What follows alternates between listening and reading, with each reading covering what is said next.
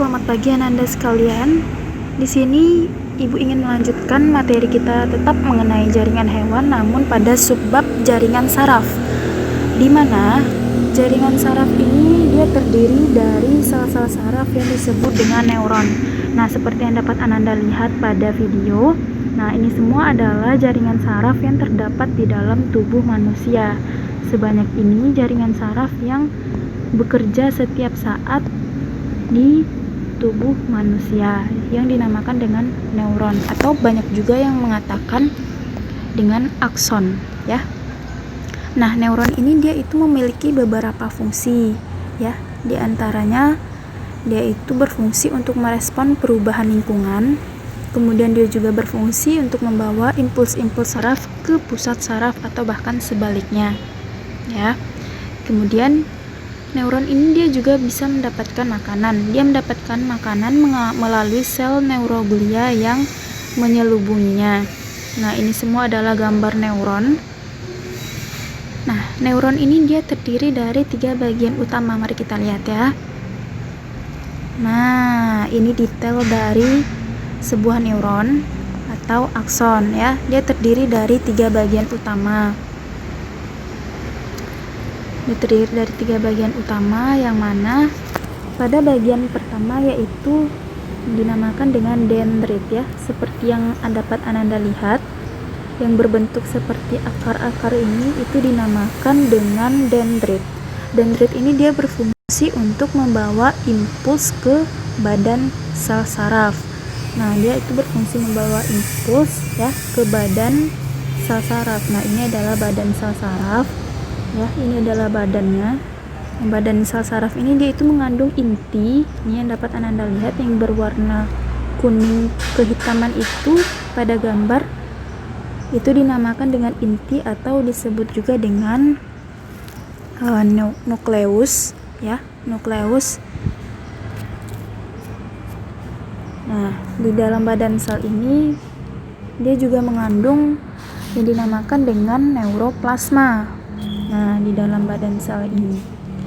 Kemudian di bagian yang ketiga itu dinamakan dengan akson. Nah, ini akson.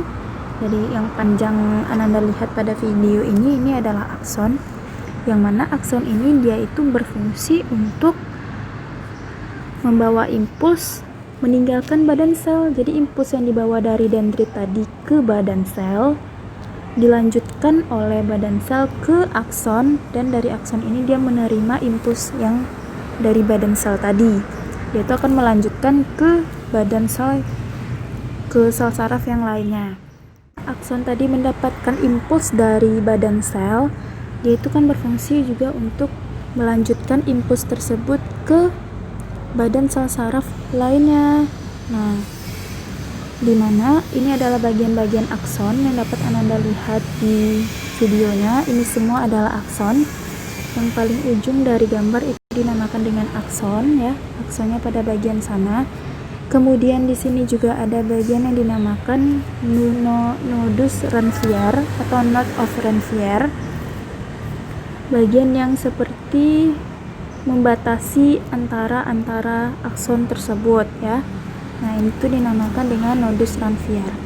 Akson ini dia itu diselubungi oleh selaput yang dinamakan dengan selaput neurilema.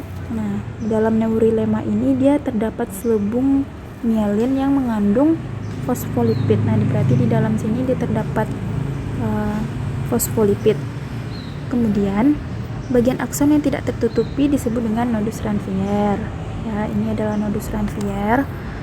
Kemudian titik pertemuan antara ujung akson yang satu dengan ujung akson yang lainnya disebut dengan sinapsis. Nah, pada bagian inilah yang dinamakan dengan sinapsis, yaitu penghubung antara akson yang lainnya dengan akson yang lainnya.